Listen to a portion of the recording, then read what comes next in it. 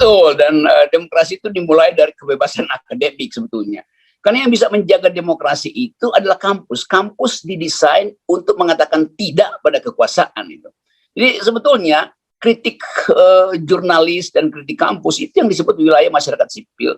Karena di dalam wilayah masyarakat sipil ada prinsip bahwa kekuasaan itu tidak boleh ditransaksikan di kamar gelap. Kampus itu nggak mungkin bikin tesis atau disertasi atau skripsi itu dan tidak dikritik. Kan harusnya orang menulis skripsi, disertasi supaya minta dikritik. Kalau dia nulis sesuatu yang nggak menghasilkan kritik, itu artinya tulisannya nggak bermutu. Atau sebetulnya dia nggak bikin karya akademis, dia bikin puisi nggak perlu dikritik gitu. Ya, ya. Nah kelihatannya memang lembaga kepresidenan kita ini sekarang mengalami sakralisasi gitu kan, kita sebenarnya semangat. Ya itu istilah keren tuh, sakralisasi kekuasaan. Harusnya ada desakralisasi. Nah salah satu bentuk sakralisasi itu kan seperti yang terjadi yang saya sebut tadi. Sekarang lagi rame juga trending juga di Twitter, ancaman sanksi akademis untuk mahasiswa Unpar yang tidak hadir di Zoom ya, untuk ketika Presiden Jokowi memberikan ceramah di sana. Padahal itu aman kan, kalau di Zoom kan ya aman-aman aja kan, nggak bisa dilempar telur busuk kan. Karena berkali-kali di Eropa Presiden itu pidato bahkan dilemparin telur busuk gitu. Jadi justru aman kalau mahasiswa sekedar nonton di Zoom gitu. Nggak dilemparin telur busuk. Apalagi mahasiswa memutuskan untuk mending nggak usah nonton. So nanti ada mahasiswa nyeletuk kan, kacau juga kan nantinya.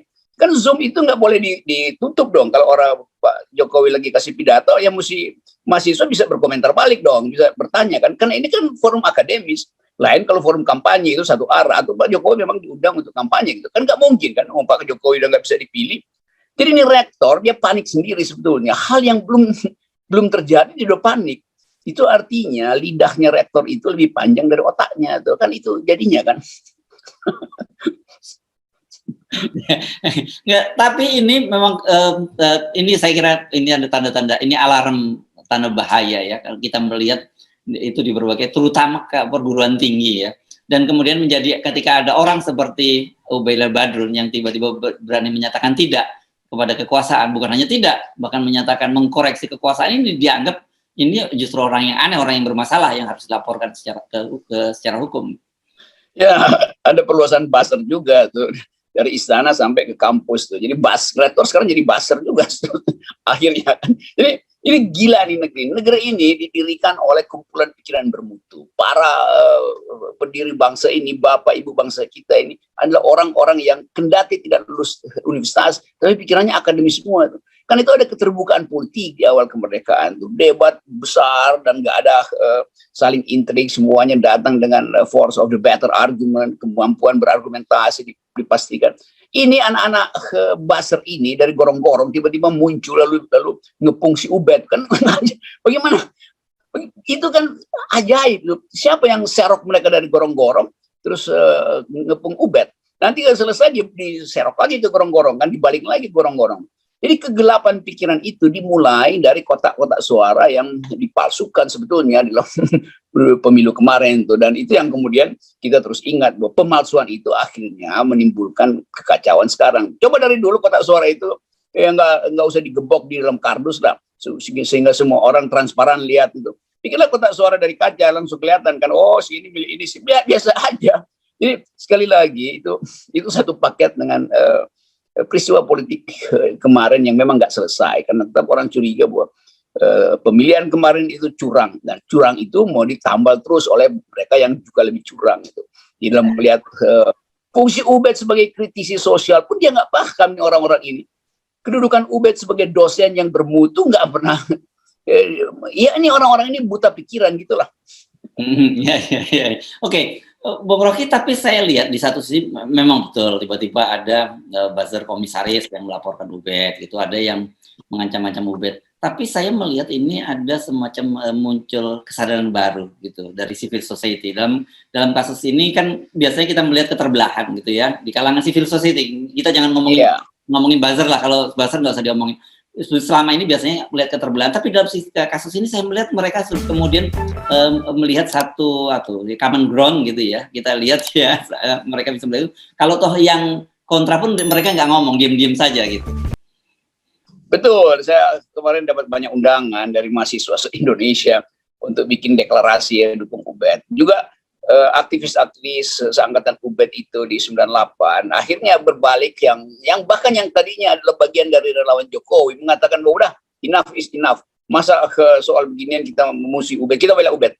Jadi memang ada pembalikan, ada penyadaran baru bahwa kekuasaan itu memang udah terlalu dungu untuk dipertahankan, gampangnya begitu. Nah, karena itu muncul pikiran kritis baru. Nah, kalau LSM udah setiap hari ada LSM yang bikin konferensi pers mendukung Ubed. Jadi poin kita selalu bahwa kekuasaan itu nggak mungkin menyembunyikan keburukan, karena mata hati rakyat itu betul-betul jernih dalam rangka melihat masa depan. Dan Pak Jokowi harusnya paham bahwa ini sinyal kuat dari pulungnya itu, cahaya yang ada di langit itu udah nggak bakal jatuh lagi di istana, itu akan jatuh ke orang lain. Jadi kita tunggu wangsit-wangsit primbon-primbon kultural yang memperlihatkan bahwa tondo-tondo end game itu sudah in the making, sudah sedang bergerak menuju akhir.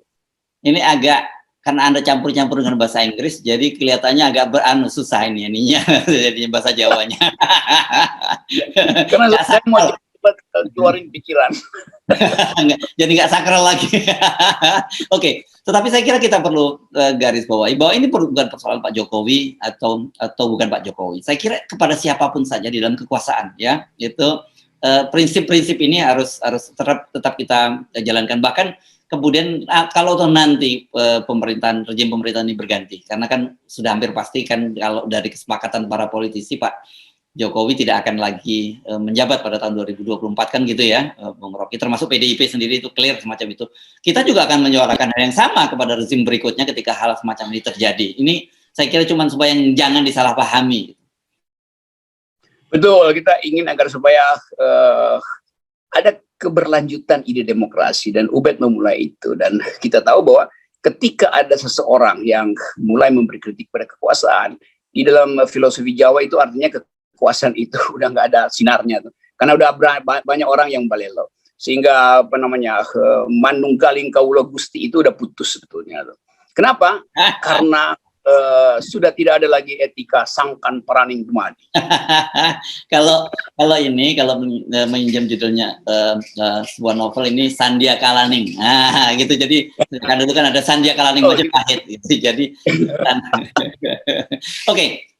Kalau Joko Ningrat, kenapa? Oke, nggak apa-apa, karena memang demokrasi kan begitu jelas, bahwa periodisasi itu diatur. Itu kan yang itu salah satu yang diatur dalam demokrasi. Itu sebenarnya ya memang Pak Jokowi sejak awal pasti paham bahwa maksimal beliau itu menjabat selama 10 tahun gitu kan. Jadi kalau ada persiapan yang mesti harus dilakukan dari sekarang, dan itu juga kepada siapapun juga. Kenapa kemudian kekuasaan dibatasi itu karena itu efek negatif kalau kekuasaan itu satu tidak ada kontrol, kemudian tidak ada batas, ini orang akan cenderung melampaui batas, dan apa-apa yang melampaui batas itu ya memang tidak baik. Ya, karena itu kita menunggu dengan sabar, dengan penuh penuh kebijaksanaan proses berakhirnya, atau tadi tuh Sandia Ning Joko Ningrat. Oke. Dan kita sebetulnya ingin agar supaya publik mengerti bahwa demokrasi itu adalah harga mati. Itu bukan NKRI yang harga mati, demokrasi. Karena kalau NKRI harga mati tapi dikendalikan oleh oligarki, itu artinya kita semua jadi mati itu. Ya. Walaupun sebenarnya terminologi Sandia Kalaning itu tidak tepat dalam demokrasi, karena periodisasinya sebenarnya sudah jelaskan kita ya. Kalau Sandia Kalaning itu kekuasaannya punya batas gitu ya. Tapi itu kita adopsi sajalah istilah itu gitu ya, dengan simplifikasi saya kira.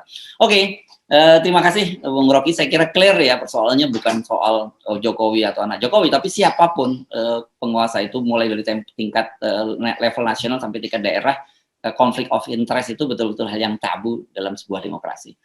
Begitu Bung Rocky. Selamat. Salam 0%.